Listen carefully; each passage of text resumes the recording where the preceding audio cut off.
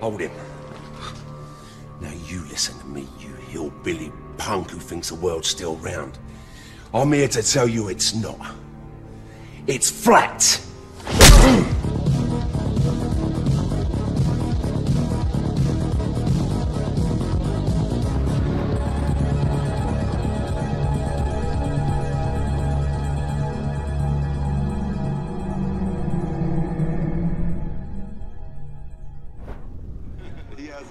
He's an interesting guy, man, and, you know, he believes it, so. Kyrie, the earth is flat, right? Yeah. Yeah. Yeah. So, whatever. The earth is flat. That's news. That's news. There we go. Wherever you are, make it Truth Frequency Radio.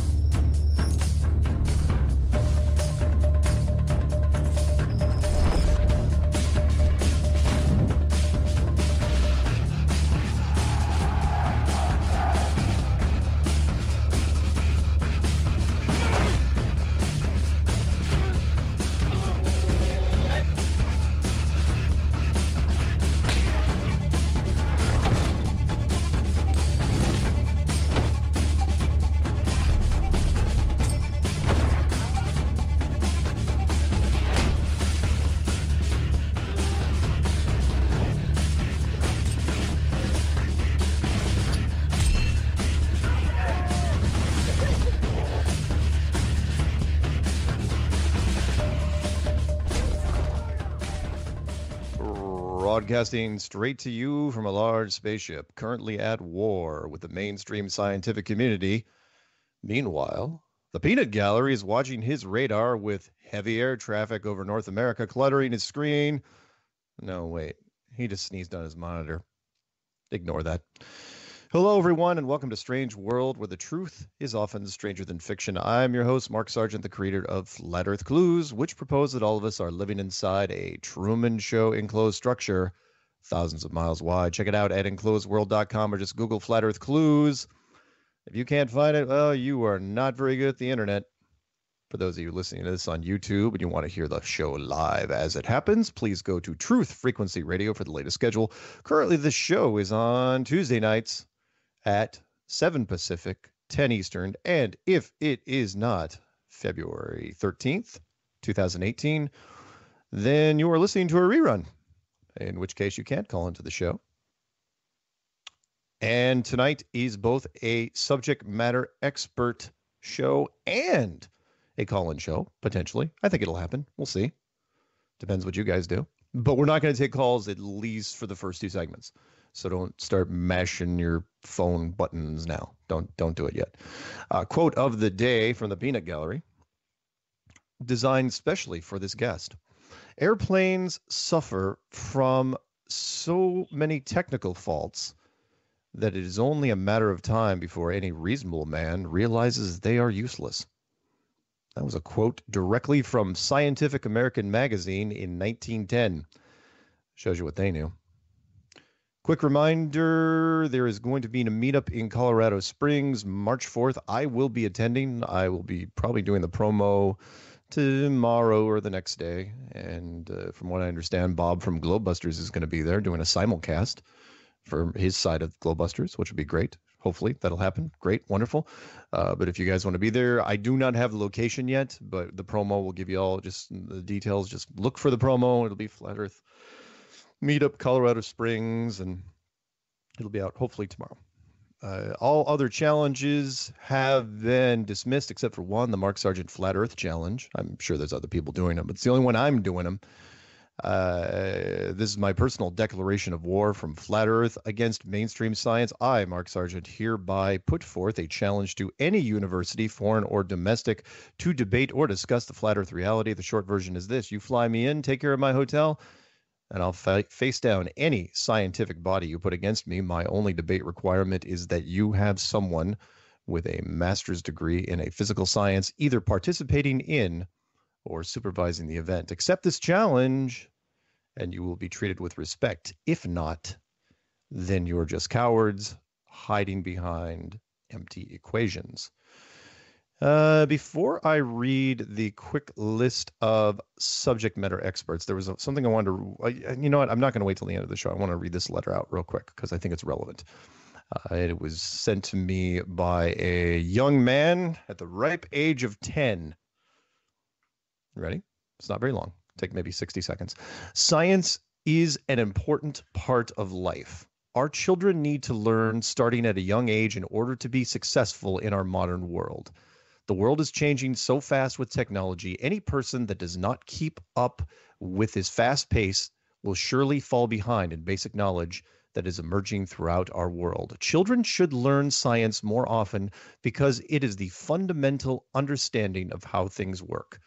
In order to be successful in any job, you must understand your surroundings. A person working as a cook needs to comprehend boiling temperatures, heat exchanging of foods, and many other things sometimes not associated with science. The most important key for children to learn science starts with the adults. Parents, teachers, and older siblings can spark the interest and curiosity for a child to learn the mysteries of the world we call science. As John F. Kennedy, one of our former presidents, once said, a child miseducated is a child lost. I believe he was meaning that a child that has not been given the proper education knowledge will not reach their potential in life, which would be a loss to society of things they might have helped the world with. Your assumptions are your windows in the world. Scrub them off every once in a while or the light won't come in. Was spoken by Isaac Asimov, a famous science fiction writer and professor of biochemistry. We must clear our assumptions of how things work and discover the facts. In the 1700s, people invented amazing things, but other people were under the assumption it was witchcraft and jailed them because they did not clear the assumptions and discover how things worked. I feel it is safe to say that every child should be given the opportunity to learn all that they can in this world. Lots of theories may go against some assumption of other people. However, give the children the tools to discover the facts regardless of the subject, and our world will grow and prosper. 10 years old, wrote that. Gives me a little hope in the future. All right. We are still here, aren't we? Yes. I don't see your feed. Okay, good. Everybody's good. Everybody's good? Okay. Let's get right to it then. Subject matter experts so far. Let's rattle them off, shall we? United States Navy missile instructor, United States Air Force navigator, Marine Corps sniper instructor, a Navy submarine chief, an Army artillery radar operator, Australian intelligence officer, American flight instructor, industrial engineer specializing in valves and seals, a career surveyor of 32 years, an international shipping expert, a corporate travel agent and air traffic controller, United States Army master gunner, aviation and ground training combat expert, USDA surveyor of 27 years, 32nd degree Mason, an etheric science researcher, commercial airline captain, commercial airline co-pilot, industrial vacuum expert, and as of tonight, United States Army air traffic controller, Ron Windle. Ron, are you still with us? Or are you falling asleep? Sure am, Mark. Yep, I'm right here, bud. Can you hear me? I can. I can hear you just fine. So, great. Ron, after that rousing and you know, let's get into it right away. You contacted me because you had heard something on this show. You heard a rerun of one of the military guys I was talking with. What first drew you to reaching out to me?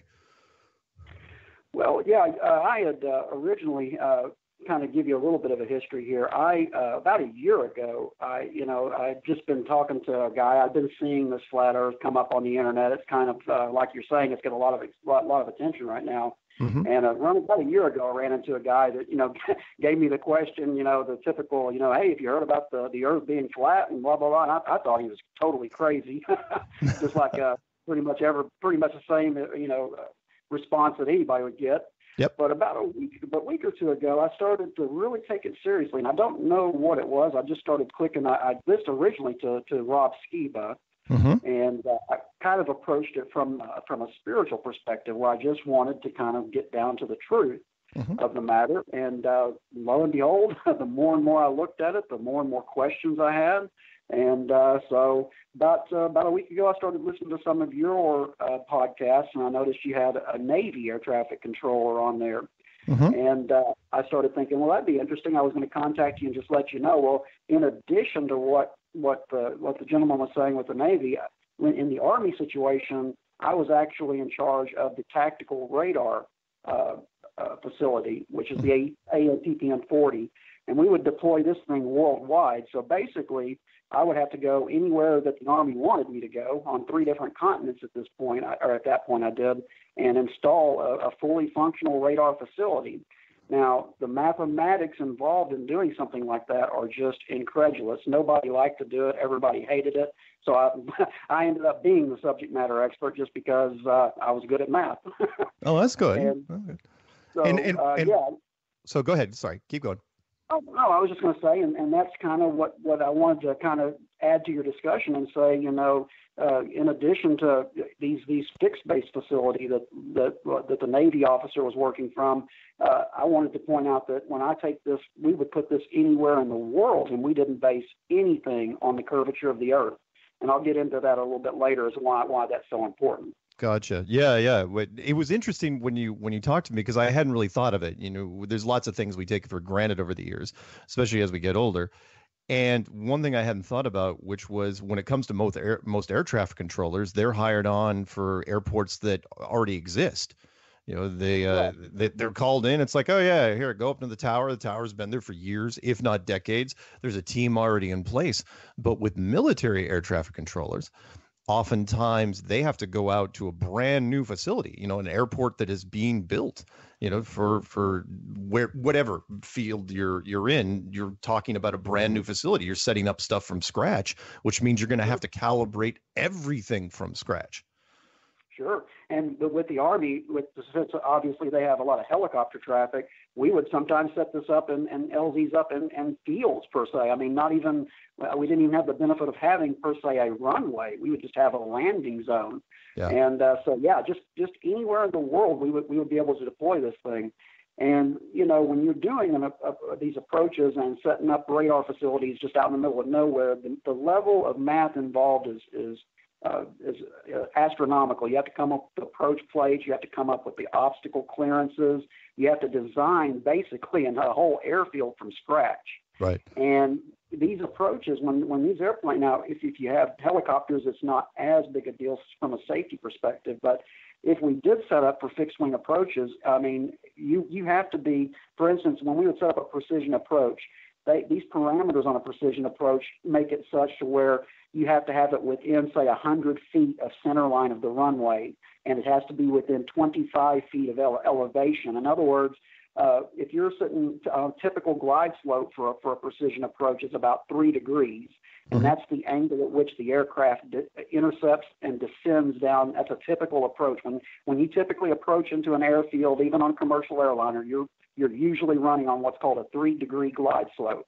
Okay. Now, if you think about the curvature of the Earth, well, if an aircraft intercepts the glide slope, say at 5 miles out at 3 degrees, well, you do the math, the 8 inches, the 8 inches per square mile calculations, and that comes out to a certain number of feet.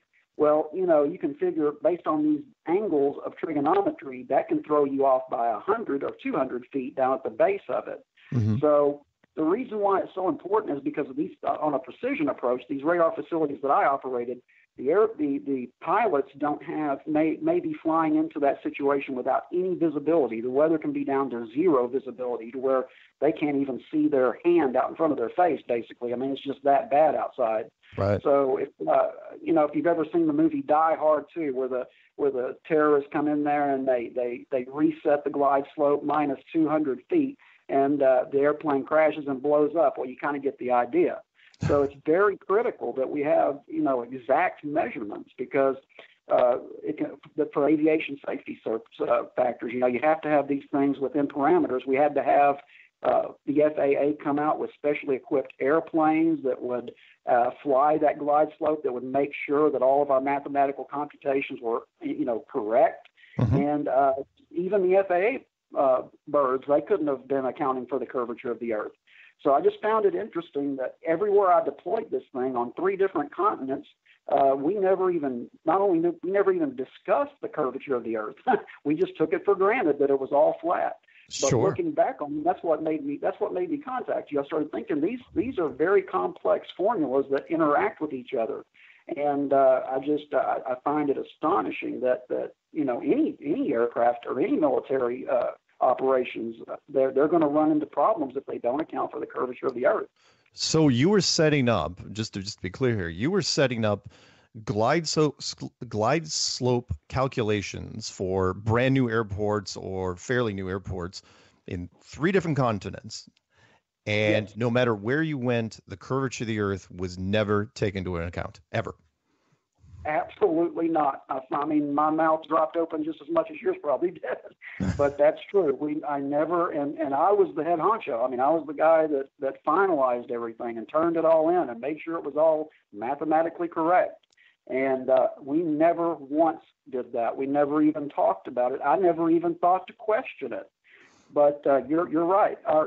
Even in civilian, even when you get on a commercial airliner, whether you believe in round Earth or flat Earth or not, you're putting your life into the hands of people that calculated it based on a flat Earth. Wow. That's amazing. And you've only, did I hear you right? You've only been into into the whole flat Earth thing a week or two, technically? Seriously looking at it for about 2 weeks. I like I said before, it was a spiritual journey for me. I'm actually praying for the answer. I've actually approached my Lord, and I got on my knees and I asked for guidance on it, because I honestly started seeing that there were some serious questions. So this hit you pretty hard. It did.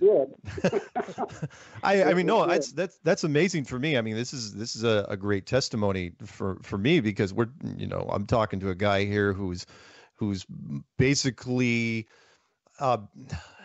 relied on some pretty heavy mathematics for his entire military career. And then you retired, some years ago, and it's like, yeah, I can just coast through the rest of my life. And then you got into this, and it jarred you out of it.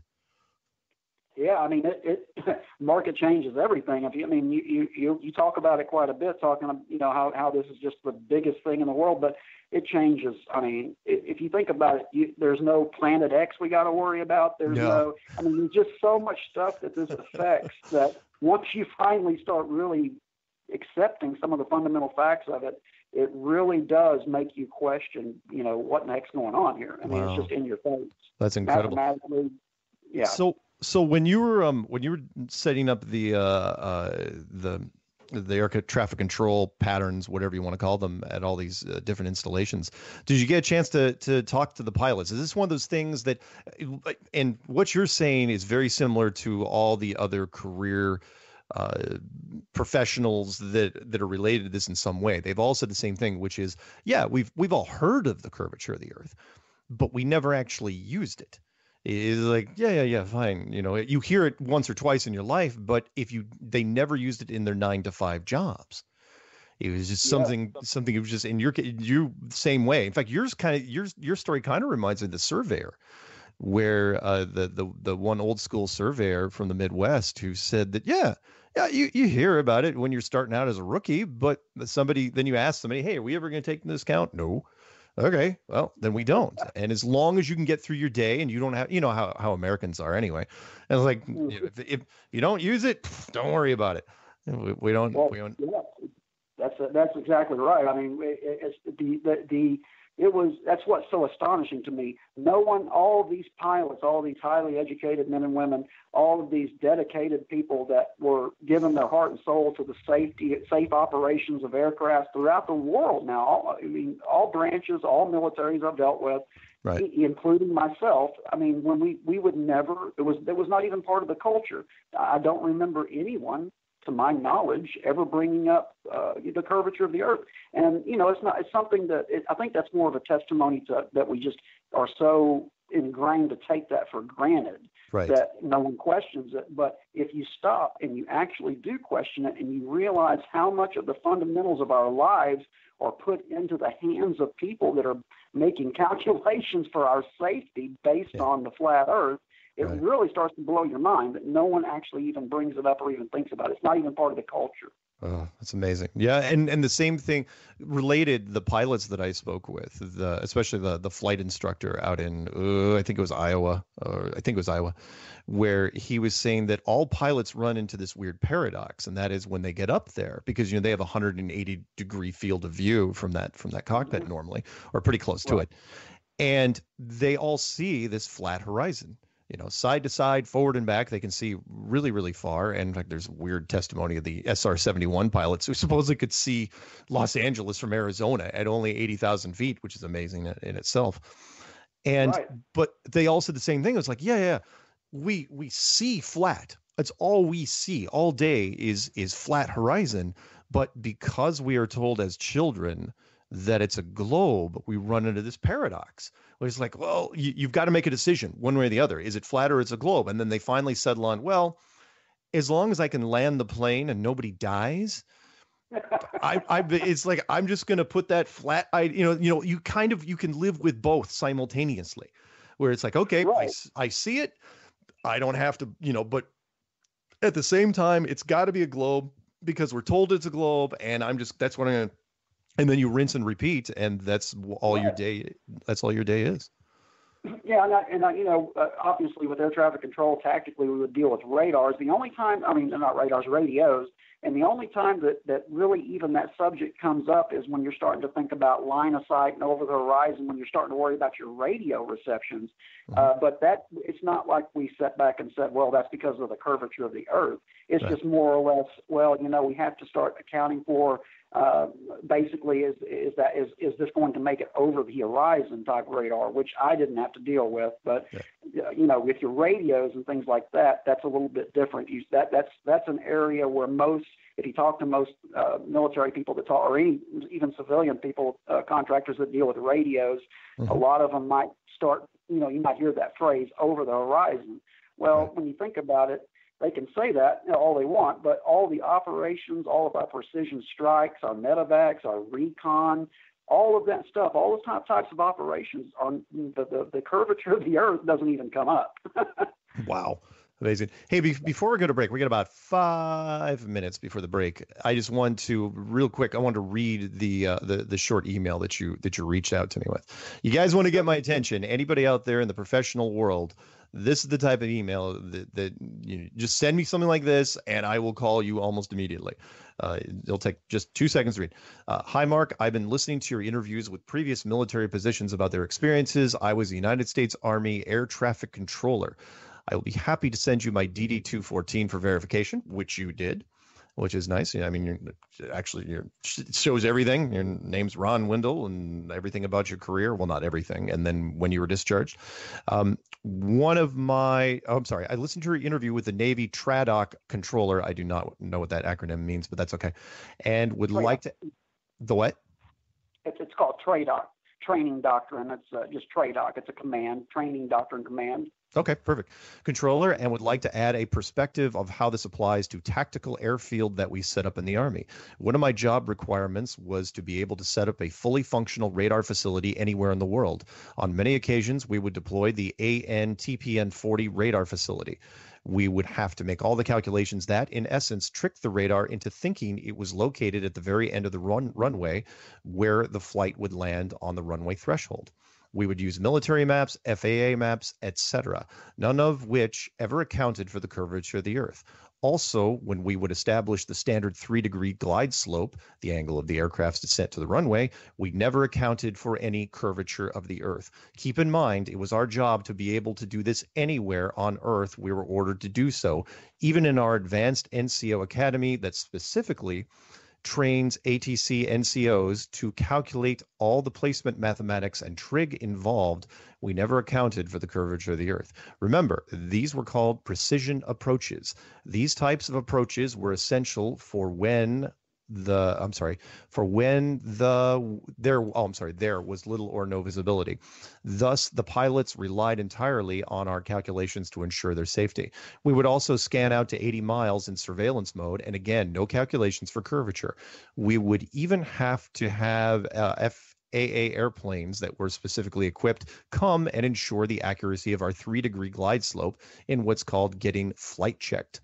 I just thought I could add to your discussion since, in addition to the Navy controller and the fixed facility, I was tasked to do this all over the world, and never, ever did we account for curvature. Even the FAA flights that checked us could not have possibly accounted for curvature, since 3 degrees at 15 miles becomes quite problematic mathematically without curvature.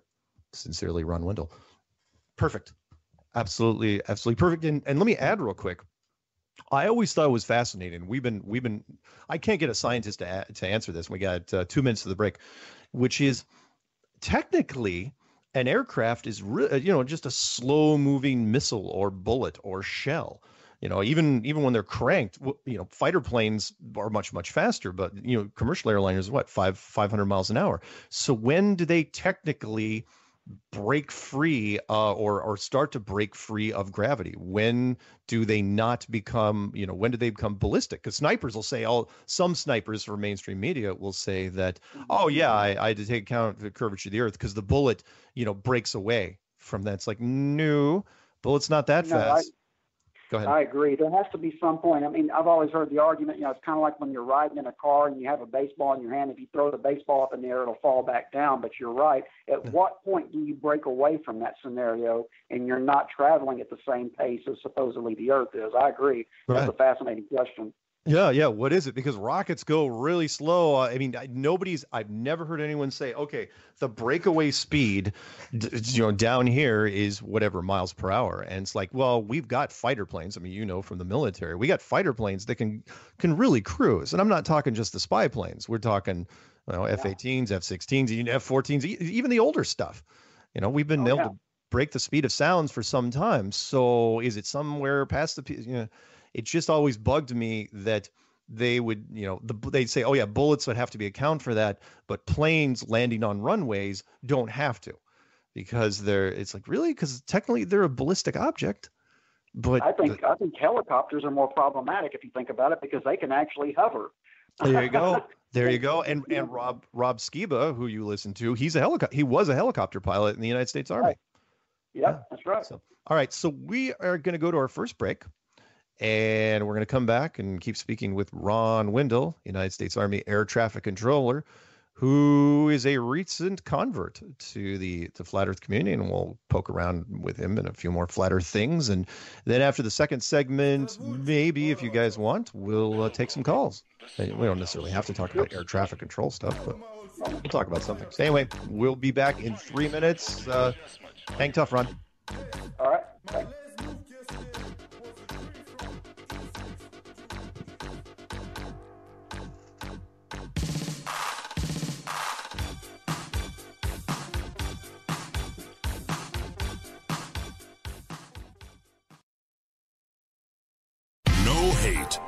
No hype, no fear. We are TFR Frequency Radio.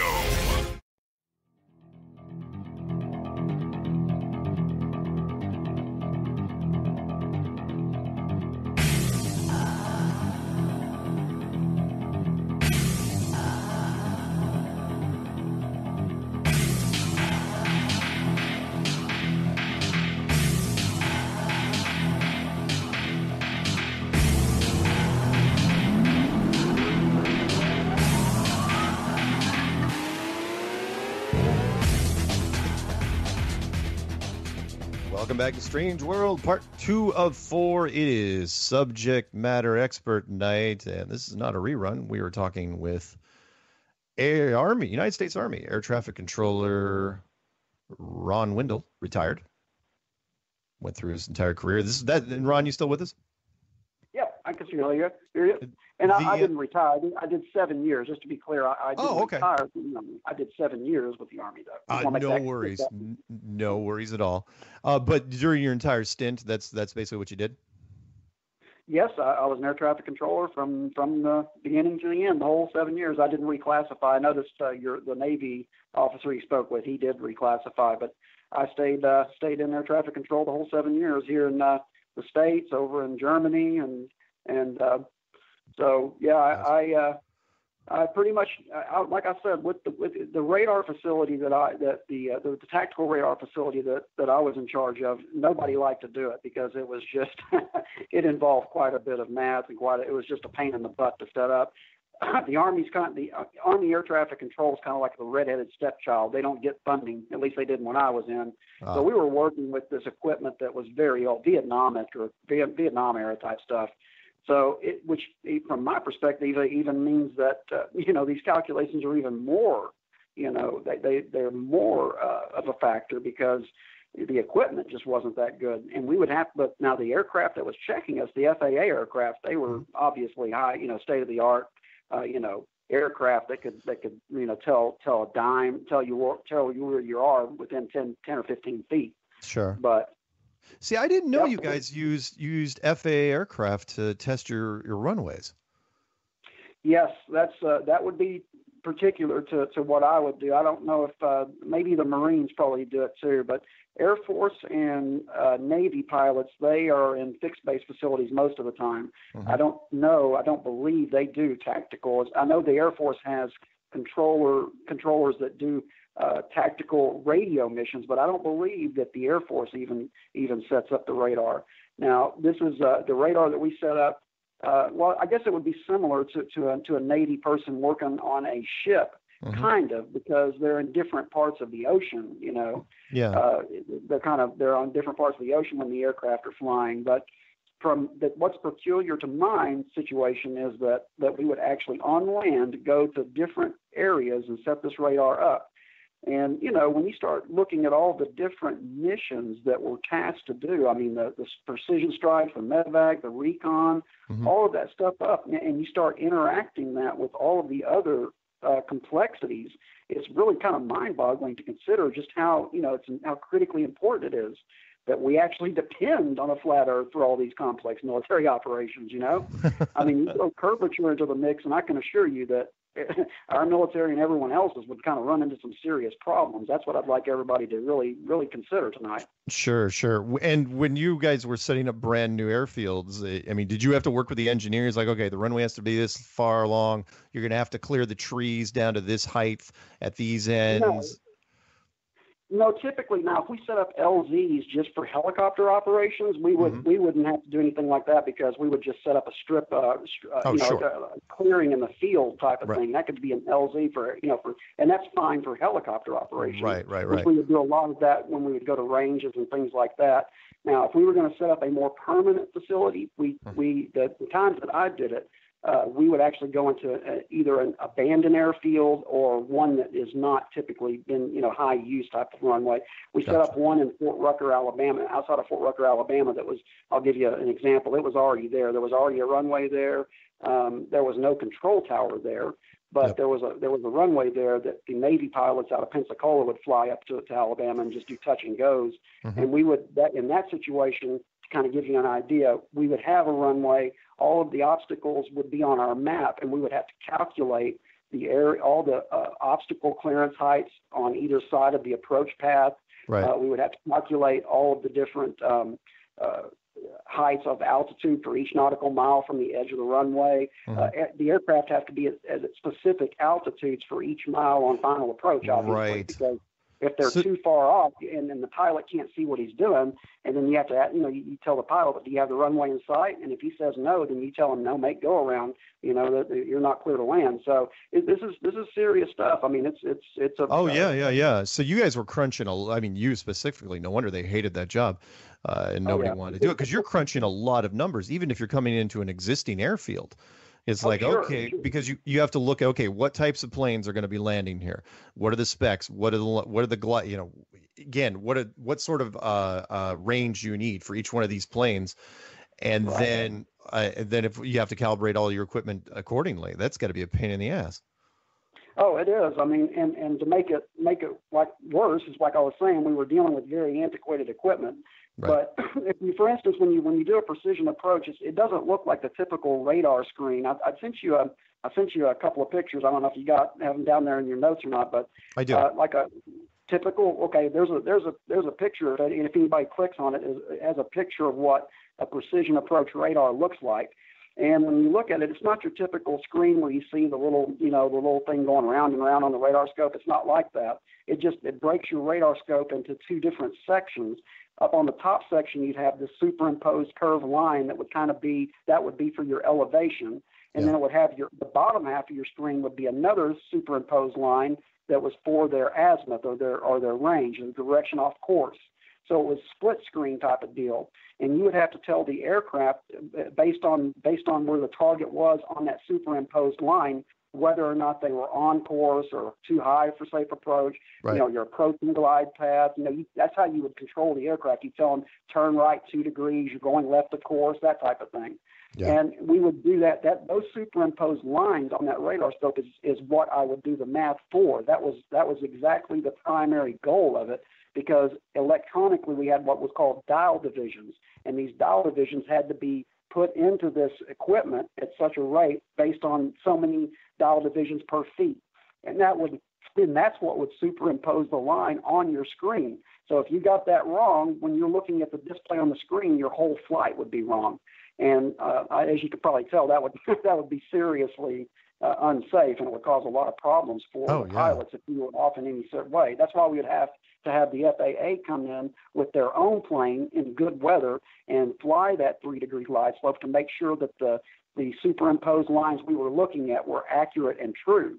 That's why it's just mind-boggling to me that we never even accounted for the curvature of the Earth, which would have, by the way, blown off the parameters, especially by the time the plane was over landing threshold. They would be at least 25 or 50 feet left, or, too high, or not necessarily left or right. It would affect their elevation more than anything else. So, if you don't mind me asking real quick, because I don't want to forget this, the FAA planes that you guys were calling in, how does that sort of call happen? Do you call a specific airline you have a contract with? You say, okay, send us what are you sending? A 737, something small? What are you sending?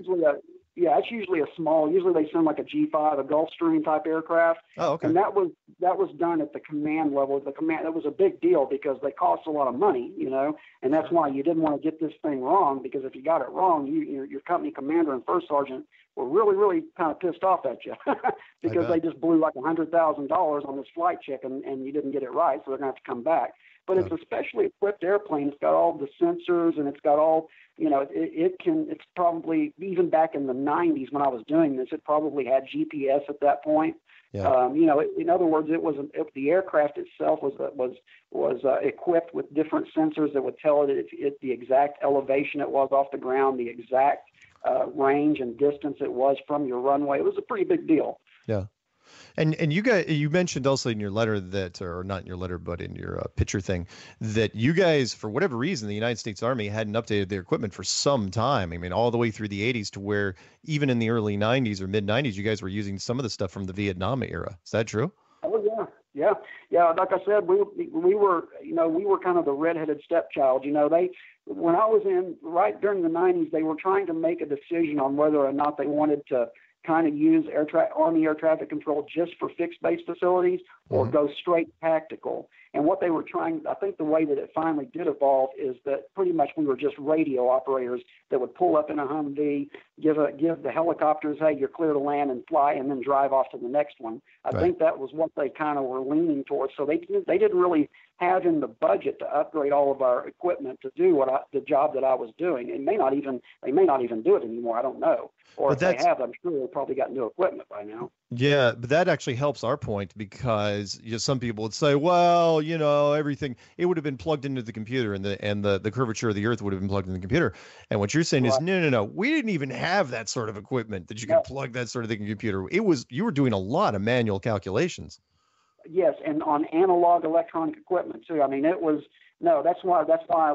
of the main reasons that I wanted to contact you. I was just blown away by looking at the equipment that we had back in the 90s, and the situation that we were in. We were running these high precision operations based on basically just pen and paper math. Of course we had calculators, of course, but no, we didn't have all of that. We didn't even have GPS. I mean, that wasn't even. I'm sure that Air Force and stuff used it, but we didn't use it. Yeah, and the calculations that you would have had, let's just say there was a curvature of the Earth, the stuff that you would have had to plug in would have been the same thing that, like, the artillery guys and the missile guys, they all would have had to plug in the same sort. And they all said the same thing. It said, you know how much harder that would have been? Because then it's like, now you've got to take into account, all right, where are you on the globe and because also you have to take into account the Coriolis effect, which is not only do you have the curvature of the Earth at 8 inches per mile squared, but you're also spinning at a high rate of speed. Technically, the globe is supposedly spinning at 1,000 miles at the equator, and even up in our neck of the woods, it's like supposedly like 700 miles an hour. So you have to take that into account. Okay, which way are we facing? How fast is the Earth moving? Because all these things. Go ahead. Well, I was going to say the big one with aviation that blows my mind is the altimeter, because that is what the pilots will use to figure out what their elevation is, what their altitude is. Right. And if there's a curvature to the Earth, that altimeter setting that I give them is not going to be very accurate once you start getting 50 or 60 miles away. I mean, they would have to be constantly changing their altimeter. Right. Yeah. Because even at 50 miles away, at 8 inches per mile squared, you're talking about 1,600 and pushing, the upwards of 2,000 feet, depending on, and that's just 50, 60 miles away. That's nothing compared. Right, that's right. And the minimum separation, according to the air traffic control rules, you have to have 1,000 feet vertical separation and 3 miles horizontal separation. So you can figure it would cause a nightmare, because these aircraft that are talking to air traffic controllers at a center somewhere that are maybe 200 miles away, and they're getting the altimeter reading from Cincinnati. They're going to be they're not going to be able to separate aircraft with that 1,000-foot separation. We have, it's just blows my mind. It really does. No one uses money. Let me turn you a little bit more towards the just the generic flat Earth stuff, because I love, as you know, I'm flat Earth all the time. So sure. you got into flat Earth first through Rob Skiba, which is great. Rob and I have talked many times, and I had a chance to meet him at the conference, and he's more of the chapter and verse guy. But he also covers quite a bit of technical stuff as well. Was there other than some of the missile guy that you had listened to that was on this show, Sean McCrary, who was the Sea Sparrow missile instructor? Was there anybody, again, you've only been in this a couple of weeks, and hey, great that you're already on board so heavy. Was there anything else that really kept you up at night? They were going, hey, this actually makes sense. Well, that like I kind of said at the beginning, what really blows my mind is whether I believe that the Earth is flat or not, Mark. Yeah. All of our safety and all these operations, all of our even the commercial aircraft. Right. I don't know. You said you fly quite a bit. I fly a little bit too. Yeah. So, we even when we're flying in these commercially flown aircraft, basically you're putting your lives at stake in the mathematical certainty of a flat Earth, whether you realize it or not. So, they can debate it, and they can say, that I don't know if the world's, the Earth's flat or not. But every time you actually fly in an airplane, you are actually putting your life on the line based on flat Earth mathematics, period. Right. There was a video. Yeah, you're absolutely right. And there was a video, and maybe I'll send a link to you after we're done here, but it was interesting. It was the raw data feeds that were coming from all the FAA traffic in the United States, coming and going, starting from, very early in the morning. And they kind of exploded the view to where, just to show you like the planes taking off and going level and coming down, they made it to where the United States, the planes would have had to be like 1,000 miles high, just, because as most planes cap out at not even 10 miles high. So they made it really, really high. But what was interesting about that was when they showed it, these cool streaking trails, the planes would go almost vertical, proportionally wise. When you look at a plane's path, that's exactly what happens. They climb very, very high, and they go absolutely tabletop level almost the entire distance, and then they nose almost straight down. And I thought that was very, very interesting, because not only were the planes doing that, but they also showed the entire United States to be completely flat. And you're saying, okay, Mark, what's your point? My point is that if you're collecting just the raw data, wouldn't it have been easier to leave the United States as a curve and show the planes going of a curve? Why did you have to flatten everything absolutely perfectly tabletop flat? You're actually making it harder for yourselves. And that's because I think the raw data was exactly that. When you're on planes, human beings can feel certain things. And you would have to feel some sort of dip every once in a while. And we don't. If you think about it, you're right. You're not dipping. But if you think about it, all of the stuff that I'm talking about, all of these calculations and everything, that's what's being fed into that computer program to give the display to show that display. Yeah. So the data that's coming in, the raw data, it speaks for itself. I mean, that's what it is. That's the, you know. You almost, again, you remind me of what the planar surveyor said. And again, for those of you who don't remember the planar surveyor, there's two types of surveyors in the world. There's planar and there's geodetic. Planar surveyors make up, oh Lord, like 98% of all surveyors. And it's in the title, plane, literally PLANAR, which means perfectly flat. And you look up the definition and they treat, and this guy is telling me, you look it up. It's not, I'm not just saying this. Every one of their projects, they treat the world like it's perfectly flat. And he went through his entire career and at the end goes, wait a minute. If my project's flat and the guy next to my book, you know, all the projects, you know, north, south, east, west, northwest, southeast, if they all butt up against me like a tic-tac-toe board, he goes, when does the curve come into play? Because we're talking about big tracts of land. He goes, they can't all be flat, because if they're all flat, then everything's flat, but that can't be. And he, again, like everybody else, that's the first rule of planar surveyors. It's literally in the title of their job. And that is, you build out your math on your project like it's perfectly flat. And it sounds like you were doing the same thing, only in the air. Right. Almost in a three-dimensional aspect. I mean, It was, you know, so if you look at, I don't know if you've ever seen what's called an approach plate or a departure standard instrument departure plate. Mm-hmm. These things have, I think I sent you a picture of one. These things have everything. I mean, they have the distance from the edge of the runway, the nautical miles, exactly how much it should be at this particular altitude, how many feet you should be from the end of the runway. They're very, very specific. And this is made this way because what happens if the radar dies?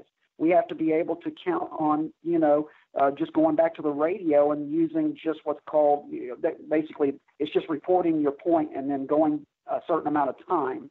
You know, time report. So even if you take away the radar and you take away all this mathematics, even the pilots, when you strip it down to, let's go back to the early 1900s when there wasn't radar, then even the pilots fly that way to make it where the Earth's flat. All of their decisions are made based on that. All of their training is based on that. I have not seen anywhere where they account for the curvature of the Earth anywhere. Yeah, it's so great to hear.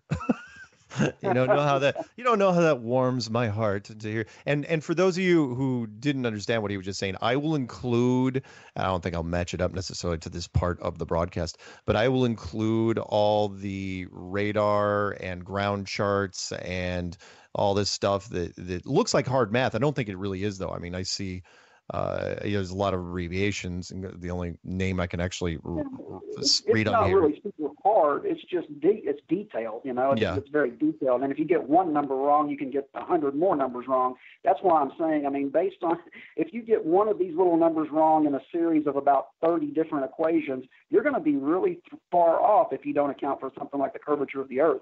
Right. I mean, and then you start realizing that they all interact with each other. All of our complex systems are interacting with artilleries, with, you know, recons, with medevac. If you start looking at all that, a few feet here and a few feet there, you know. Oh yeah. Don't get me started on like the artillery guys and the tank guys and the missile guys. They all said the same thing, which is like, look, we don't take into account a curvature. We don't take into account a Coriolis effect. And I will testify, look, I've been a lifetime shooter in one way or the other. It's like, look, scopes. Anyone who ever knows anything about scopes, there's only two settings on a scope: windage and elevation. There's no third thing on that scope that says curvature, or a fourth thing that says Coriolis effect. I don't care how big a rifle you got. You could have a Barrett. It's not going to make any difference. So that's right. You're more worried about the arc of the bullet than anything else. That's all you care about is the drop. If there's no wind, which a lot of the times there's not, it's like all you care about is where that thing's going to drop, and you know how much of a lob you're going to have to make. Nobody takes into account the curvature, and yet mainstream news, like that one movie, it's like, oh yeah, you know, the sniper fired so far that you had to take out the curvature. It's like, really? Let me see the math on that. So show me the freaking chart.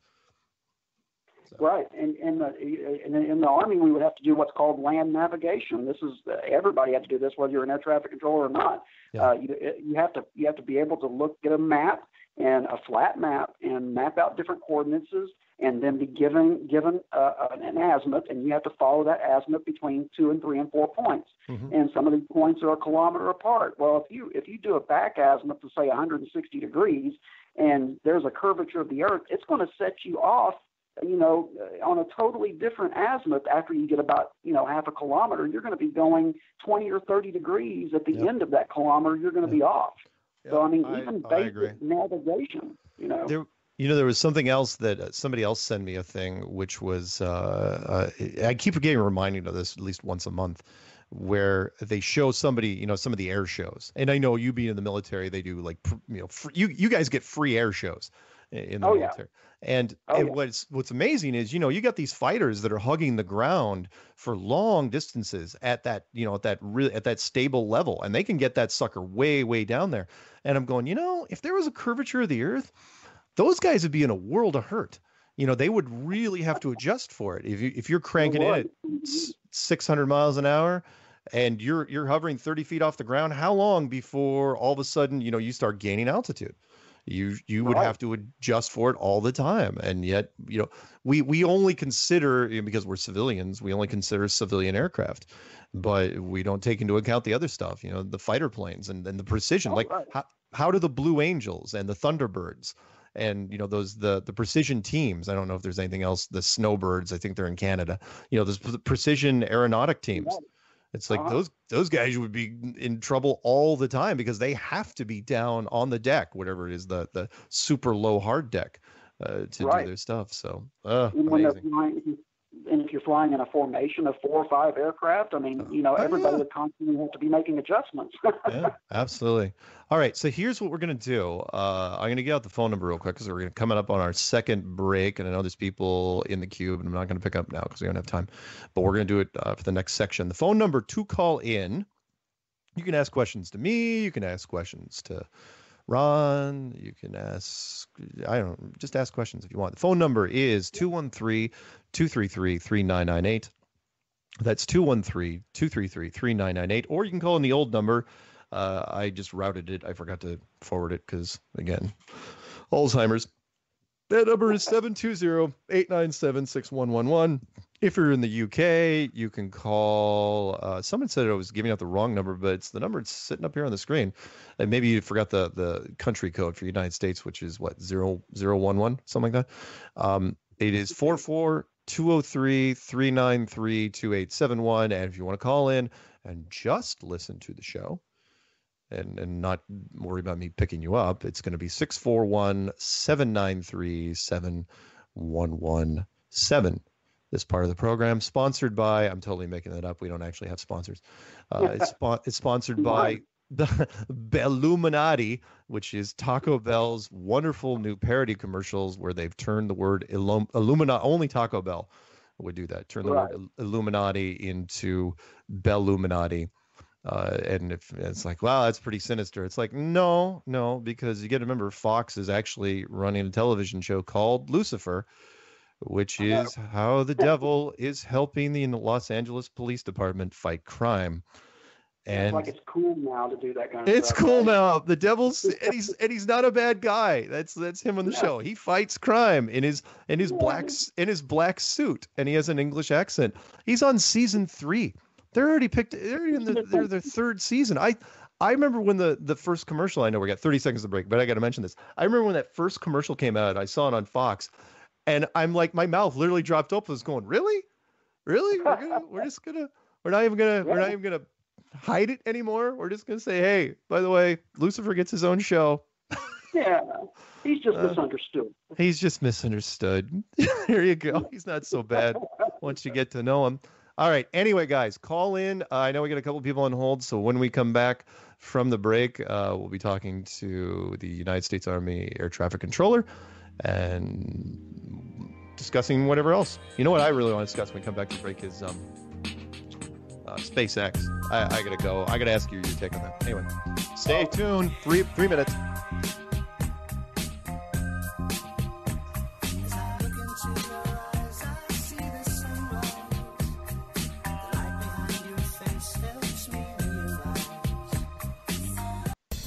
Truth Frequency Radio is your number one source for You are now tuned into the Truth Frequency. your protection from deception. This is Truth Frequency Radio.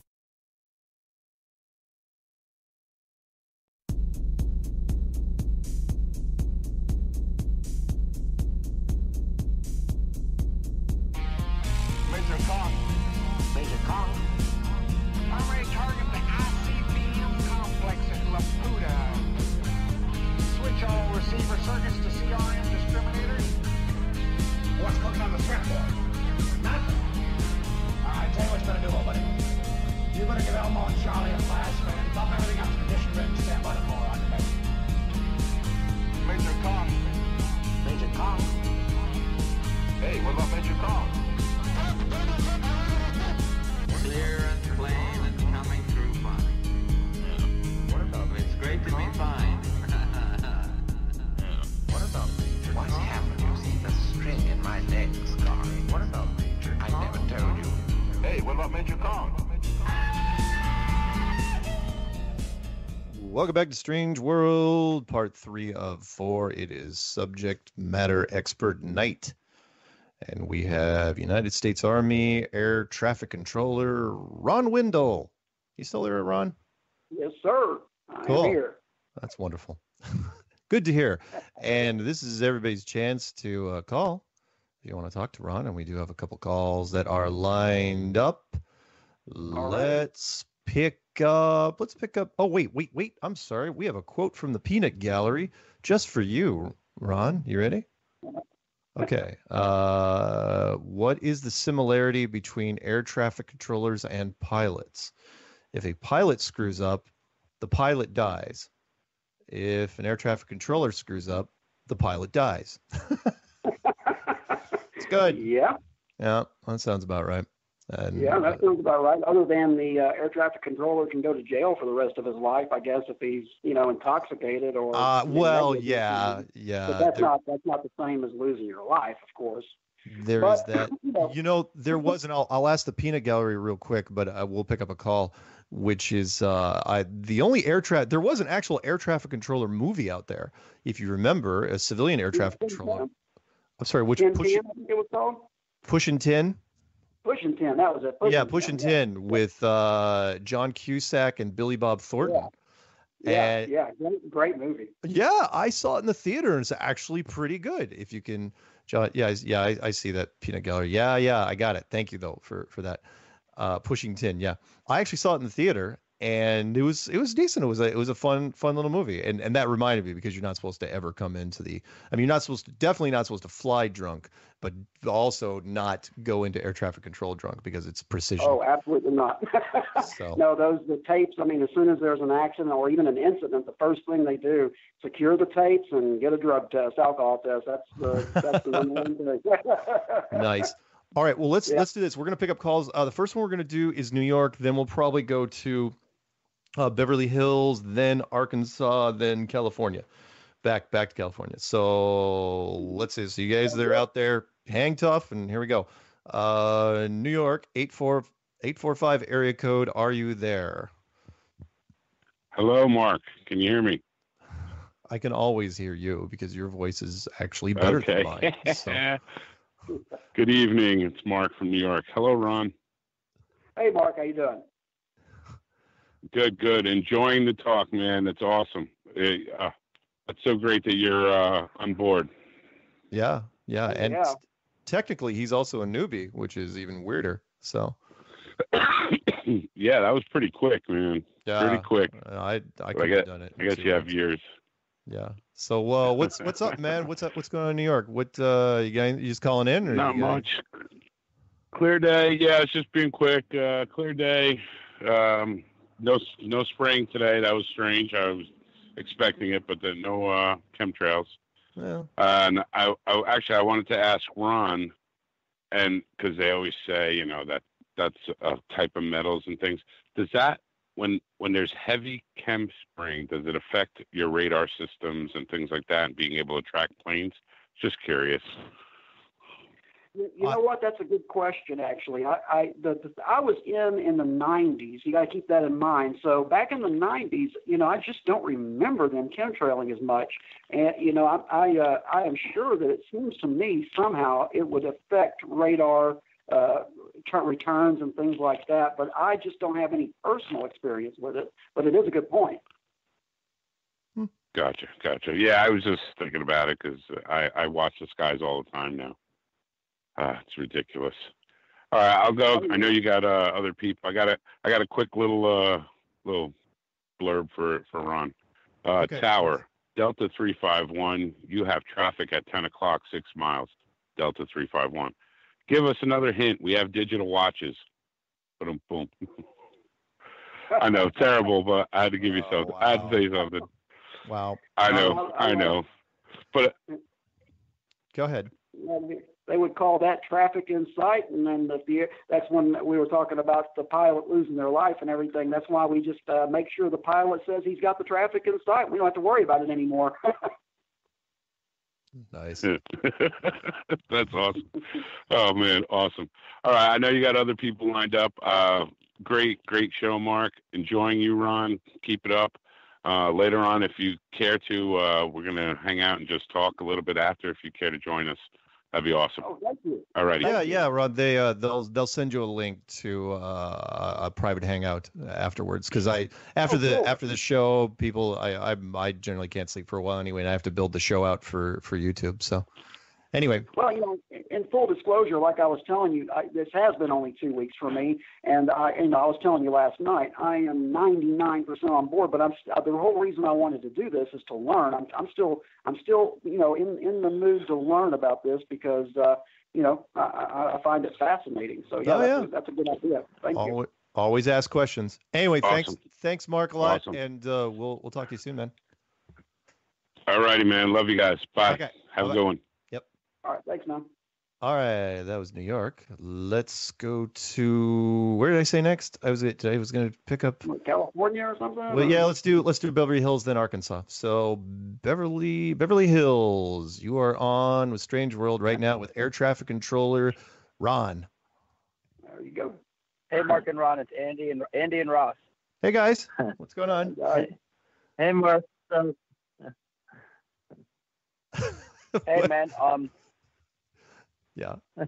So I just wanted to bring up the point. This is Andy. I wanted to bring up the point that it's kind of a little off topic, but that's all right.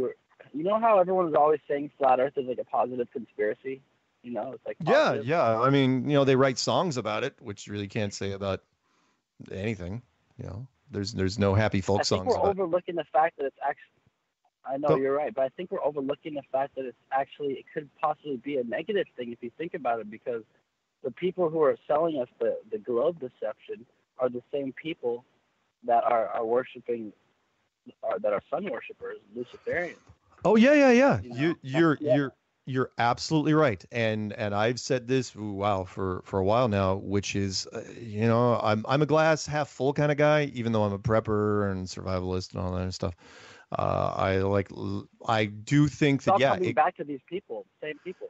It could turn south. You're absolutely right, no question. I would like to think they know the truth. They know the truth. Yeah, they do. I'd like to think there's so much positive energy on our side, and I know that sounds kind of kumbaya when I say that, but I'd like to think that it could go a different direction. And that is, it's so polarizing, even in the outcome, even in the final act, which is it could be a new golden age, or it could be something biblical in terms of an apocalypse. So but they're only going to try and hijack the movement if they can. That's what they're going to obviously do, because they've tried to hijack every other movement. If they can, and they have been trying to steer it in certain ways, and I got to bring it up because it's going to be one of my topics now for the next month or two, which is the SpaceX thing. I think was one of those tests that was put out there. It's like, okay, how much will the population actually swallow if we try to simulate putting a car into orbit and on its way to Mars? And everyone's trying to avoid talking about it because they don't want to face the fact that it's fake, because they know it's fake. So no one wants to talk about it. Yeah, well, it went out of the news pretty quick. In fact, the news had more fun calling us up. I got a phone call almost immediately from a newspaper in London saying, "Hey, we'd like your opinion on what happened to the whole SpaceX thing." And I wrote them a nice letter saying that I thought, in so many words, it was an utter piece of cheap knockoff crap. That it's like, okay, you're going to try to simulate. You're trying to do what NASA has been doing on the cheap. It's like having a Roland Emmerich movie or a James Cameron movie be done by M. Night Shyamalan. You know, it's pennies on the dollar. Let's spend as little money as possible to do this, and it showed. It's like there were too many glaring things. Yeah, had some flash and glitz to it, but I hated it. So. Well, it's so. But that's what he said, right? I'm sorry. Who say Ron? You want to chime in real quick? Oh, I'm sorry. I just was saying. Yeah, I was just quoting what Elon Musk said. It was so fake looking. It's got to be real, right? Yeah, it's real because it looks so fake. Oh, I've never heard a statement like that. That's what he said, right? And it's the first time I've heard a billionaire actually utter the words "tripping balls" during an interview. I've never. It's like you should never let that. The guy is just a figurehead puppet. He doesn't know anything he's talking. He doesn't know what the hell he's talking about. No, he doesn't. He's just a programmer. Literally a figurehead puppet. Yeah, he's a programmer. They got lucky with PayPal and they nursed him. I mean, in the stuff that was sent to me recently, he's made billions just in government contracts, both state and federal, for solar things and for technology. Basically, he's gotten technology grants that are upwards in the realm of like Tony Stark type of stuff, where billions. So basically, what you're saying is he sold his soul. That's he sold his soul, got a toupee, got his chin done, and he's seriously. Look at his old pictures. It's like, okay, $20 billion. So it's like, okay, but it still doesn't change the fact that almost every developer I know is not very good socially. They just really can't articulate things that well. And so, but they put, when you have $20 billion, or people just assume that it's like, oh, anything he says. It kind of reminds me of who's that guy, that tech guy that bought the Dallas Mavericks, Mark Cuban. Mark Cuban. Yeah, it's like, okay, $10 billion. The man sneezes. It's like, well, there's a reporter. Let's see. Well, look, he might know something. He might know something about his little tech stuff, but he doesn't know nothing about no outer space. I'll tell you that. No, he doesn't. And again, the general public, we assume a lot of things. The average person on the street thinks that Elon Musk invented Tesla. It's like, no. He just bought Tesla. He just bought the entirety of the company. He didn't. Isn't it a great way to smear the name? Like smear the name Tesla and Nikola Tesla. Oh, yeah. It you know what I'm trying to say? Oh, yeah. I mean, Tesla, one of the greatest minds ever, and here Elon Musk is just dragging it through the muck. Anyway, it doesn't matter. We'll shred this thing. It hasn't even been it's been a week, and we've destroyed it. There's nothing there. The thing let me mention real quick, because I wanted to get this out, because everything else you can read in the article. But again, it just takes one guy, at 3 a.m. in his underwear in Kansas to figure out, a little part of this, and they run with it. And one guy said, "Hey, what happened to the rocket that launched the car?" And I go, "What are you talking about?" And they go, "Well, those 3 boosters fell off and, landed on their own, that BS. But, there was that still big core rocket with the rocket on the top of it. And then it split open, like like you were cutting a coconut in two, and then the car came out. But you had that big rocket behind it. And where'd the rocket go?" And I start looking through the footage, just going, I'll be damned. 3 cameras, and it was misdirection. I fell for it, which was, hey, look at the boosters, look over here. And then it's like, car. It's like the boosters have landed, car in space. It's like, but the rocket completely disappeared. You should have had that beautiful shot of when the rocket disconnects and falls behind like Apollo, and then you see the car. You should have used the front, the one on the hood, and they didn't. They went straight to the side. It was brilliant. And there, you look through the footage. Straight There's to not the side. straight to the side. Not should have been the front. Should have been looking over the hood of the car when that thing split down the middle. It would have been epic. That's your commercial shot right there. That's your money shot. And they didn't do it. Anyway, guys, I hate to do this. They'll never do it. No, they didn't. And you guys can call back. You can get back in the queue, but there's I got calls stacking up now. Anything other quick things before we go? Shout outs, anything? No, that's pretty much it, man. All right, guys. Hey, nice talking to you. We'll talk soon, okay? Absolutely. Okay. Bye-bye. Okay, let's grab, let's just roll right into it. Let's go. We got 12 minutes till the break. Let's go Arkansas. Arkansas, 870 area code. You're on live, A Strange World with air traffic controller Ron. Were you hoping to just listen? Oh. Sometimes that'll happen where people will just put the phone down, or they will do the rookie mistake and leave their mute button on. And if it is a rookie mistake, you hate to see it. Yeah.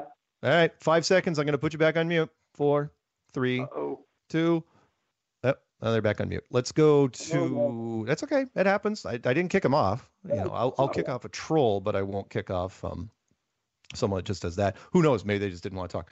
Let's do California. I don't know what part of California this is. California, 818 area code. Where are you calling from? What are we talking about? Does Ron care? Let's find out. Yeah, Mark, down the waterman. Say it again. Hey, Mark, it's Dan the Waterman. Dan the Waterman, Mark. Hey, what's going on? I miss you. Hi. Aww. It's so nice to hear your voice. Everyone loves you, blah, blah, blah. Listen, I love Ron for being on. Ron, thank you so much for being on. It's so nice to hear facts instead of opinions. You know, it's such a different world. I love listening to the Robert Pisano stuff because he yells at all of us for being passionate about anything when he just wants numbers, you know? Right. So I love when when you just said, to Ron, thanks for calling, because it's just a matter of fact, you know? Yep. And I met a guy that did ground radar towers, and he had a matter of fact that was, he didn't want to argue with me about the shape of the earth. He knew one thing was a matter of fact. Wow. Line of sight was 55 miles, period. So there's a fact we can bank on, line of sight. Because I've been listening to Pisano and thinking about missiles and looking at ship-to-ship radar and targeting, and they say 80 and 100 miles, no problem. And I'm going, bullshit, you can't see a lighthouse at 30 miles. Yeah. That's right. So I love that we're getting facts that somehow could be presented as basic as possible. Because I'd like to give a shout out to not only Bassano for doing actual head and book stuff. Jaron does such a fine job, and I miss Morgile wherever he's been. I don't know, but this is just all basic stuff, and it's also the tip of the iceberg. And that's just what I want to say to everyone that's all mired and worried. It's not about the flat earth. It's so much worse. Yeah. It's just, this is the tip. It is the tip. Yep. And I hate to say worse because I know you're a positive man, and I'd like to bank on that. And thanks for being there, Mark. That's okay. Again, hope for the best, prepare for the worst. And if anyone wants a free survival guide, I'll email it to you. All you have to do is email me at msargent23@comcast.net and just put survival guide in the title. It's 2 megs, PDF file. You'll get it. Please do print it out, though. Don't be a chucklehead and get the guide and have it electronic if something goes bad, because then you'd be like, oh, crap, I got to plug this thing into my car. What's that thing about zombies again? So anyway. So one more thing about distance, matter of fact, and distance is I saw a photo on Reddit the other day about the ISS, and somebody took a picture with their telescope. And we figure, so that's a photograph at 240 miles. Well, it sure looked like shit, and it's only 240 miles. Yeah. And that thing is trackable. So fuck them. What are they saying, Yeah. It doesn't make a ton of sense. And I'm thinking, I know that there's world distance photos. and they're, I think, at around 225 miles, something like that. Something like that. 200 miles for something like that. Well, yeah, because they measure it in kilometers, and I don't usually do the calculations. But go ahead. But obviously, you're going to run into every, atmospheric stuff. I just wanted to, Ken to know or comment on the 55-mile line of sight from ground tower to tower, and what is the difference? Because I know nothing about why they do ground radar as well, and how often it's spaced and distance. And if he knew anything about that, he should comment on that. Other than that, I want to tell you the Elon Musk story, but I'll get back in the queue later on. Okay. Okay. Thanks, man. All right. And I'll put you on mute. Okay. I'll put you on mute, and I'll ask Ron to comment on the tower thing. Okay. All right. Great. Okay. Thanks a lot, guys. Yep. Ron, any comment on the 55-mile thing he was mentioning from tower to tower? Does that ring a bell with you at all? That doesn't particularly ring a bell, but that he brings up a good point. That's a good call. The line of sight thing, the big concern here that we always hear from, the main area that we concentrated on was the over the horizon, worrying about that. Not so much the line of sight per se, but you talked about how big this lie really is. I mean, you get into the chemtrail theory, they're putting all this stuff in the atmosphere so they can take care of over the horizon radar. Well, like I was telling you, we didn't even worry about the curvature of the Earth at 55 miles or at 155 miles. It didn't make a difference. And when you start thinking about these measurements, we're starting to throw these numbers out and just talk about them like this. But keep in mind, you throw something off by 200 feet on an aircraft, and you're talking about the difference between life and death. So yeah, 55 miles. I don't know too much about the line of sight. We were pretty much worried about over the horizon type stuff. Now, I didn't work with ground radar. I know they use that in some of the bigger airports and things like that. No. When they have a lot of ground traffic, but it makes sense that they would. It's just another one of these things they throw out there to say, we got to justify doing this because it's line of sight or over the radar. It's one of those things that's really shows kind of how big this conspiracy really is. Right. Good point. All right, we're going to pick up a call in Alhambra, California, but real quick, a quote from the Peanut Gallery. That's pretty funny. Never trust a private with a loaded weapon or an officer with a map. That's an old one in the military. I think everybody knows that one. It's good. All right, let's pick up Alhambra, California, if I can get my freaking finger over the right button. And California, are you there? Yeah, what's up, boss? How's it going?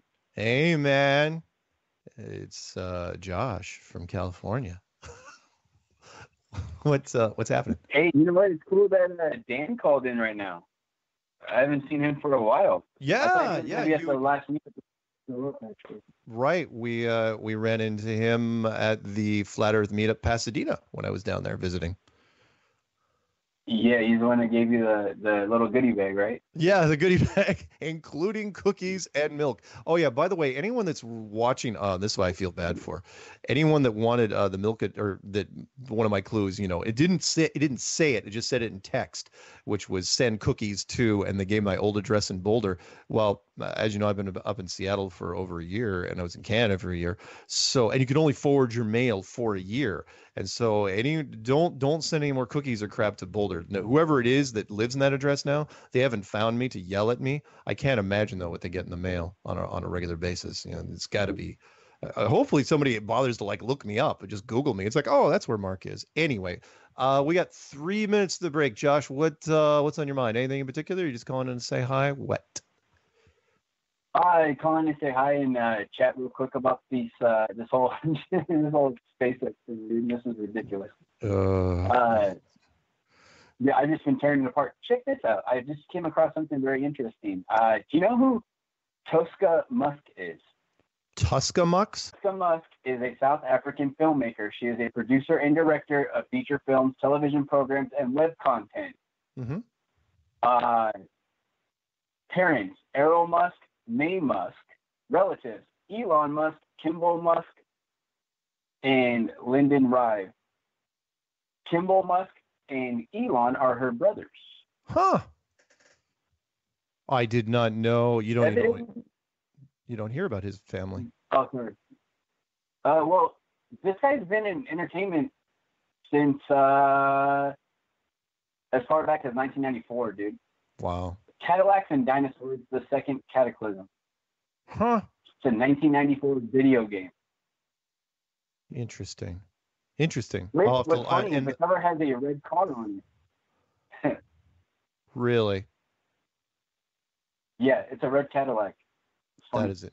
That is interesting. You know but what? Yeah, I just thought everyone might find that a little bit interesting. That is interesting. I mean, he does have ties in with production and stuff. As far as pawns go, he's pretty good. They're letting him just run amok. He just oh, by the way, a little trivia thing that was sent to me just today. Isn't it interesting that of the 3 cameras on the top of that car, none of the cameras could see each other. So the headrest camera couldn't see the front camera. You could see the bars, but you couldn't see the camera. It's like, that's interesting. Yep. The side camera couldn't see either. Oh, you know what? I did get not an actual glimpse of the camera, but you can, because, okay, so I have a video out about seeing a reflection in the windshield. Yeah. And a bunch of people telling me, oh, I'm an idiot. I don't realize that it's just the camera in front of it and stuff like that. No, because I went back and I was looking at the footage again. And there's certain times where the car is actually facing the sun. Yeah. So you get the shadow from the camera on the windshield. Interesting. And so you can see exactly what shape the camera is. Dude, it looks like they have like a cheap 360 or like a webcam attached to a little box, dude. With a little arm over it. Hey, Josh. No way that's the same thing. Hate to do this to you, man, but the music's coming up, which means I'm gonna put you back in the queue, okay? If you want to hang out, that's great. I don't know if I can get back to you by the next break, though, okay? Dude, I'll probably talk to you later on tonight in March. Okay. See you, man. Peace out. Yep. Back in 3 minutes. All right.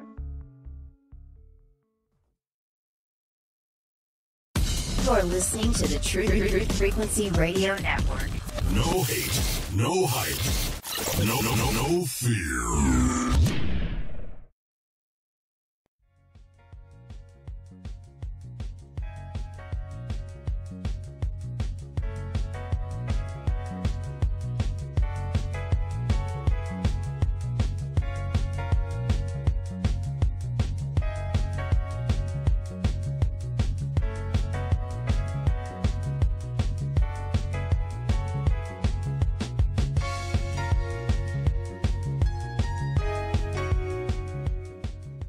Welcome back to Strange World, part 4 of 4. Yes, that was Joe Jackson stepping out from his album, Night and Day. Tonight is Subject Matter Expert Night. And we are speaking with United States Army Air Traffic Controller Ron Windle. Ron, are you still there?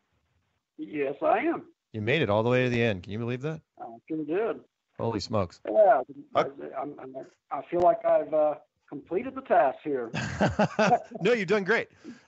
We've got calls backed up, so let's get right to it. I'm not even going to give out the phone number because if you don't know it by now, I'm not going to be able to help you.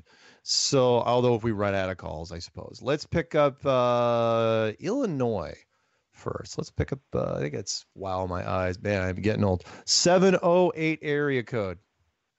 708 area code. You're on with Strange World and Subject Matter Expert Air Traffic Controller.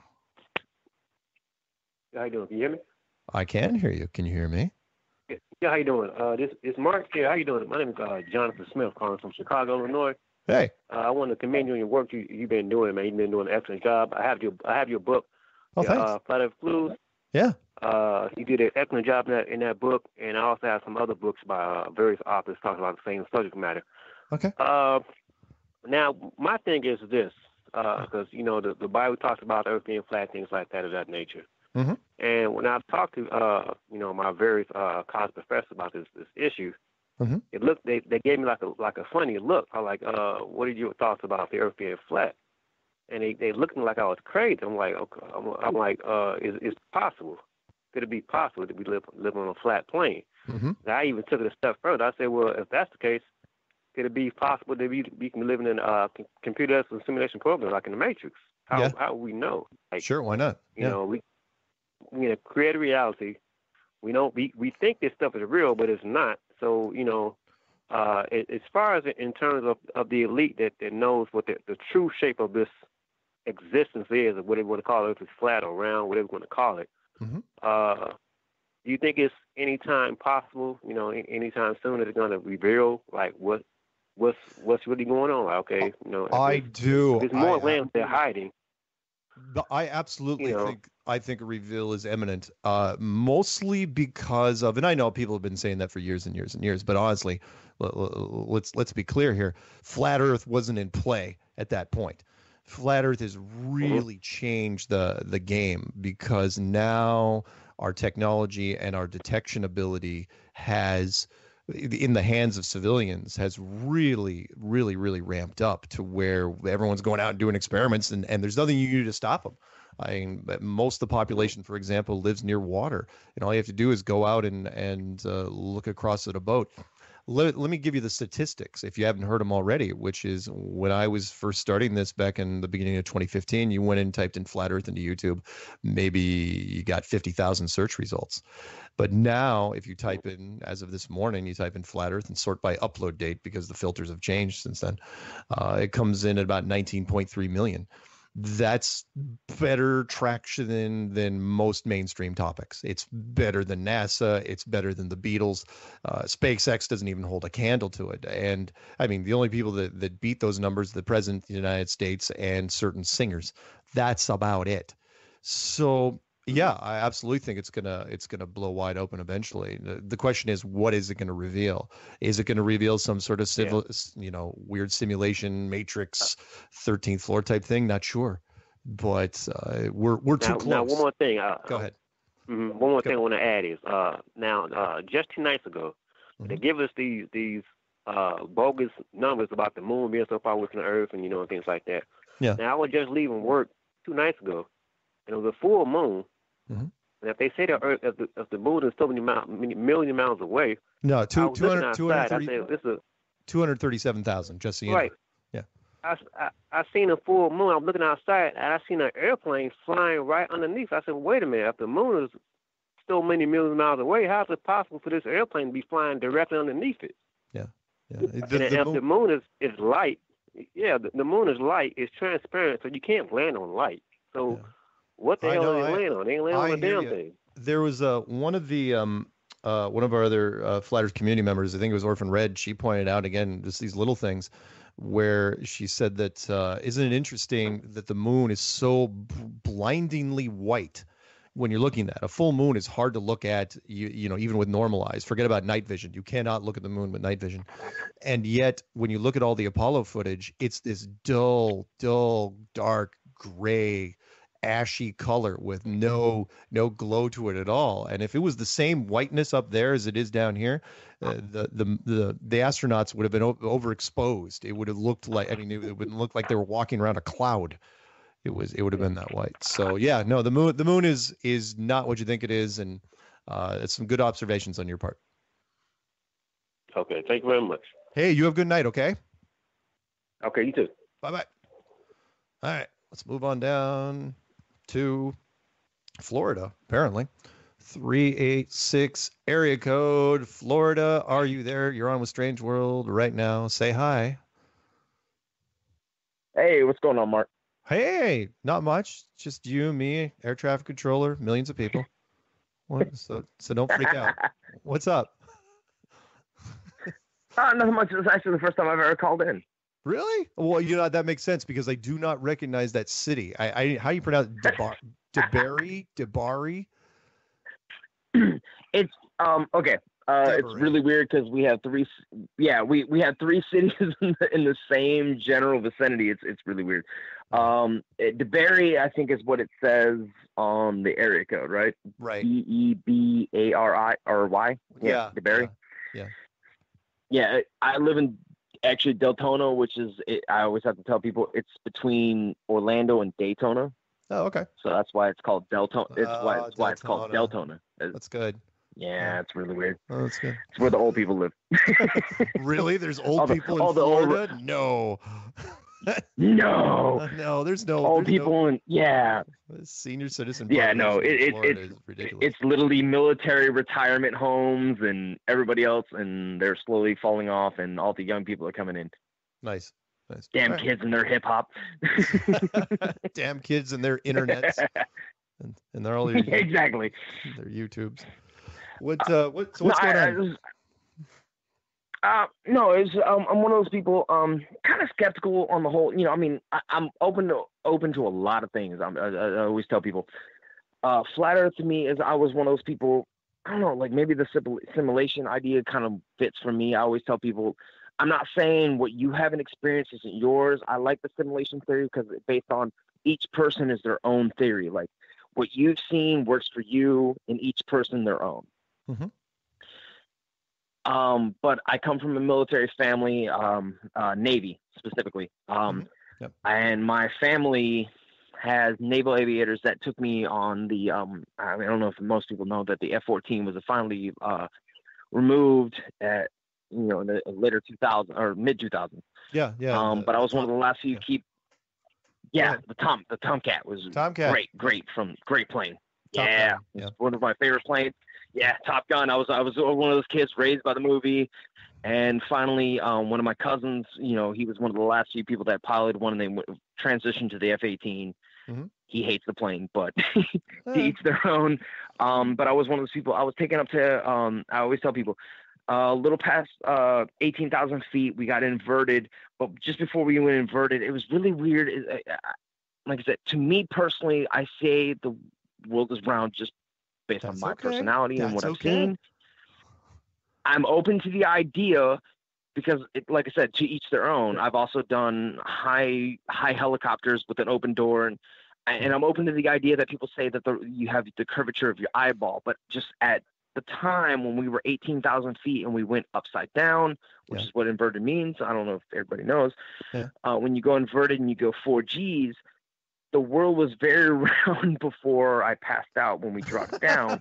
But to me, the curvature was quite clear at the time. And then, between the filling of the pants and going upside down and the greatness that was my cousin trying to prove a point.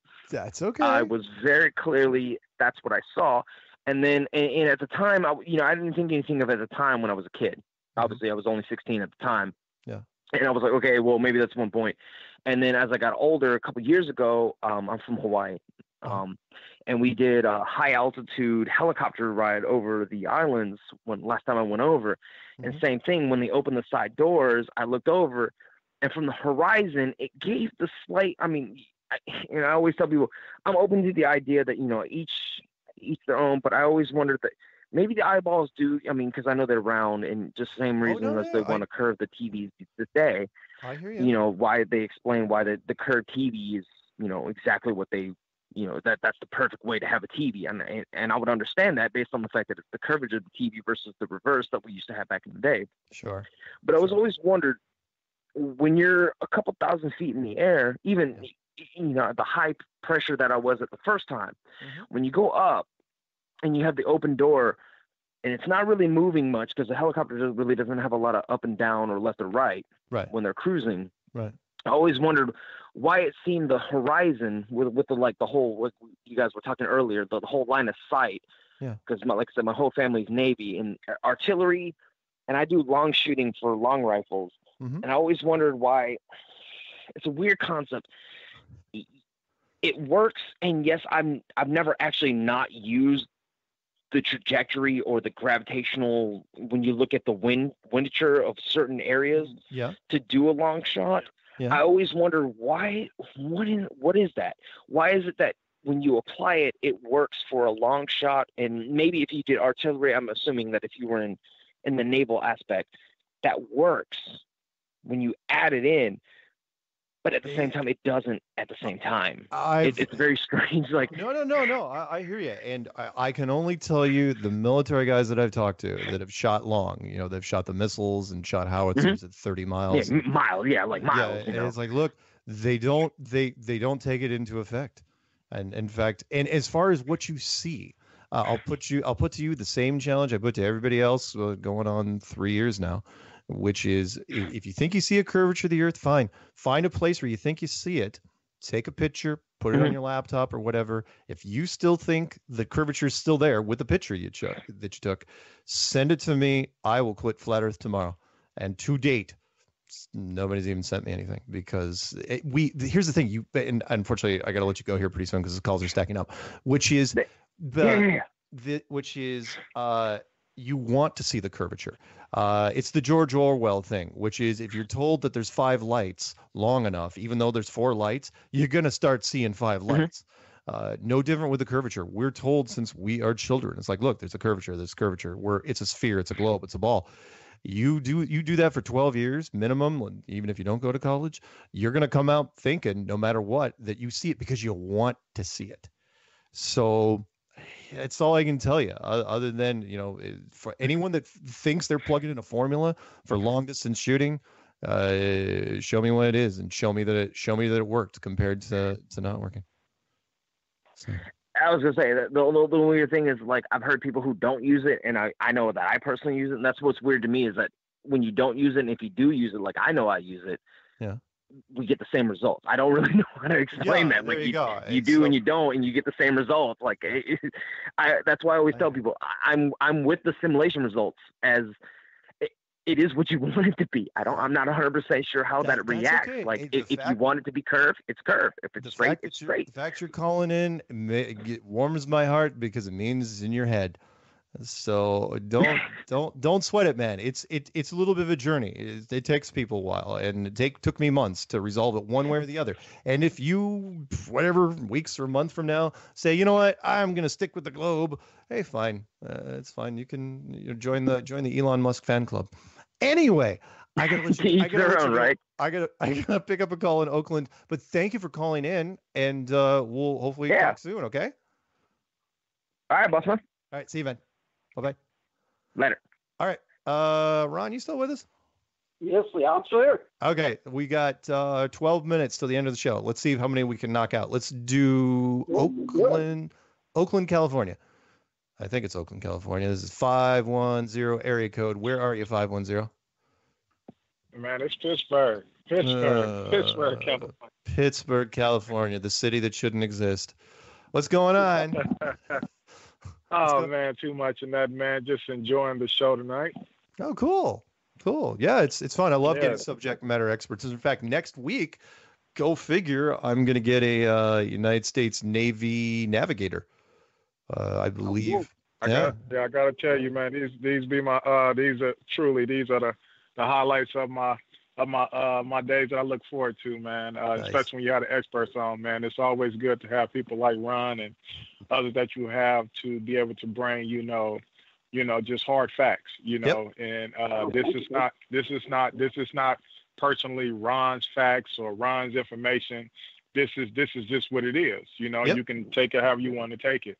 Yep. And I even like the gentleman who just called, that's the type of call we expect from a skeptical person. Oh yeah. Just to, be transparent, don't be over here trying to act like you know it all, because just like me, I'm a lay person. I don't know it all, but it's people like Ron who help bolster our argument to show like, hey man, now you can sit there and argue with me all you want to, but here's a gentleman who came into this, and I believe Ron said, he just started recently looking at this and just looking from a very objective from standpoint, and just going on to the history of work that he has done, doing things that the average person don't even want to deal with it, because it just cracks their brain and just send them in a tailspin. Yep. And he's just telling you like, look, whether it's round or flat, I'm telling you from my experience, we deal with a level playing field. That's what we deal with 24/7. And if we was to take any of these other concepts in, we're dealing with an issue. So Ron, once again, I thank you for sharing your feedback, your expertise. And we just thank you for, sharing. And like you said, you're still out here doing your homework. You're still out here digging to try to, solve this thing one way or the other. And I'm like you, I come from the biblical perspective. And, my personal belief, hey, man, if the Father says it's possible and this is what's in His Word, then, hey, you can take it over with the Word and take it over with the Father. So that's the way I take it. So nice. Well put. Thank you very much. But that's all. Most definitely. Hey, Mark, but as always, man, appreciate you. My uncle from another mother. Let's keep it flat, and yeah, we're gonna keep this thing moving. And yeah, right, I thought that was interesting, man. Elon Musk, man, is a celebrity, huh? Go figure. What's new? Go figure. All right, man. y'all take care. Have a wonderful one. All right, have a good one, man. Have a good one. All right, be blessed. Bye-bye. All right, peace. All right, we're gonna run straight into Denver. 303 area. Oop, hopefully I hit the right button. 303 area code. You're on live with Strange World. Happy Fat Tuesday. Hey. Is it really Fat Tony Tuesday? from Denver. Hey, what's going on out there? Well, Ron, I wanted to ask you about Japan Airlines Flight 1628 incident back in November 17th, 1986. Are you familiar with that? I'm having a little bit of a hard time hearing you. Did you say That's Pan okay. Am flight? No, was it Japan or Pan Am? Japan Airlines? Yeah, Japan. 1986. Was where the UFO followed the airline over. Oh, Alaska I know for this. 400 miles. I know this incident. I may even know it better than Ron does. Yeah, I wanted to know if he knew anything about it. Did you? Ron, were you aware of that 1986 incident where there was a cargo jet? It was 747 Japan pilot that was followed through to Alaska. Do you remember that? I have heard of it. I have not studied it, but if I recall right, it was like going from Paris or something like that. No, it was going. It was going. Paris, yes. Oh, was it going from Paris? Yeah, Paris. Well, to, anyway. So Tokyo. what was the question about it? Well, did anything like that ever happen to you, Ron? As far as the UFO, as far as that particular flight, I really don't have any more information on that. But as far as UFOs, I get this a lot because I was air traffic control. Obviously, I can tell you this: we would see stuff on that screen that defies our, any kind of aircraft that we would have. I mean, I would see things skip across that radar screen going so fast that it would only be 2 or 3 blips and it'd be gone over an 80-mile area. I've also seen objects that make incredible turns. I mean, we're talking 20-degree turns, things like that, stuff that there is no possible way that it could have been ours. So I can say that, yeah, I've definitely seen some stuff on the scope that's made me think twice, that's for sure. Nice. The Cool. SR-71 was the fastest plane, and then it was retired. What replaced it? The Aurora TR-3B? Do you have any idea? I'm sorry. Why did they retire? The question was when the SR-71 was retired. I remember this story actually. The general, they asked him, "Oh, what are you going to replace it with?" And he said, "Oh, nothing." Which of course, what are they going to do? Tell you what the plane. Had you heard anything about the Aurora project and the pulse detonation engine that ran on slush kerosene? You hear any of that? The rumors in your circles? Well, no, I haven't. I've done research on the internet about it, but when I was in the military back then, no, they didn't discuss anything like that with us. Now we would have prototype aircraft all the time come in. As a matter of fact, back when I was in between 94 and 2000, and right around then, if you remember, the F-22 was just a prototype. Right. So I dealt a lot with prototype aircrafts, and there was also what was called the Comanche helicopter. It was a prototype back then. But as far as the Air Force projects and things like that, to be honest with you, no, I didn't deal with any of that. Got it. Could you even see? I know the SR-71. Sorry, the SR-71 was fast, but yeah, the stuff. And I've talked to other air traffic guys, and they all said the same thing. There's stuff out there that isn't us. Oh yeah. It's like the military guys are the first ones to tell you that. It's like, yeah, whatever is happening up there, that technology is way beyond our stuff, unless they're talking Area 51. But even then, I don't think it's us. So anything. I'm sorry. So, I was going to say, Denver. Anything else? Because I was hoping to grab one more call before the end of the evening. Any other questions before I send you back out? Yeah, one last one, please. Can Ron tell me anything he knows about 9/11? Was there any planes involved in bringing down the towers? Well, as far as I know, I'm probably like most of you people out there. I do not believe the official story. There's no way that could have happened. As to the reason why they did that, that's going to be up to each individual person. But just based on the aviation experience that I have, there is no way that that could have happened that way. There's no way that two planes flew into that tower and brought it down at free fall speed. I mean, it's an obvious lie, and we can get into and speculate all we want as to why they lied, but obviously the story they tell us isn't true. Yeah, I like to use the ballistics technology thing, which is, an aircraft is just a really slow, hollow aluminum bullet. And you cannot punch a slow, hollow, I don't care how much mass it has behind it, through 2 feet of reinforced steel. That thing would pancake on the side like a bird hitting a windshield. It's not going anywhere. No, it's not. As a matter of fact, when I was in Germany, we had an aircraft, a G5, that had a bird hit its nose cone, and it almost totaled the entire nose cone of this aircraft. And that was just a bird. So there's no way. I've been on a civilian flight where a bird hit us on the way down, and they parked that plane, and we had to go off to a different plane because the nose was punched in. Anyway, Denver, thank you very much. I got to let you go, but thank you for all some great questions. Okay. Thanks for taking my call. All right, no worries. All right, let's even grab 3 minutes. Let's grab North Dakota, and that'll probably be the last call of the night. Sorry for New Jersey and Twin Cities who are behind them. North Dakota, you're probably going to be the last call of the night. What's going on? Hi, Mark. This is your Flat Earth trucker. Hey. In Colorado right now. Flat Earth on the road. What's going on? Yeah. Well, hey, I saw the SpaceX footage the first time today.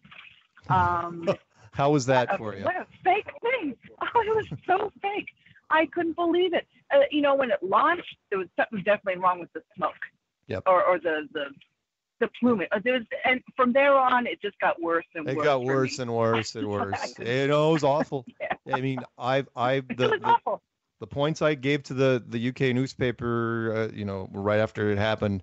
And that was just the tip of the iceberg. There's so many things. It was all wrong. All of it was wrong. Yeah. So I don't understand something. Is this car exposed now, supposedly, to the elements of space? Yeah. I mean, yeah. Really? Yeah. I don't understand how that can be. Yep. So, apparently standard car windshields can withstand temperature swings of massive magnitudes. The upholstery doesn't crumple, the dash doesn't melt. The tires don't detonate and destroy the fiberglass of the car. Right. The battery doesn't explode. I mean, and Elon said, "Oh yeah, we just bolted the car to the side of the rocket or to the side of the thing." I'm going, "You didn't drain the fluids. You didn't do any of this stuff. You're going into a vacuum.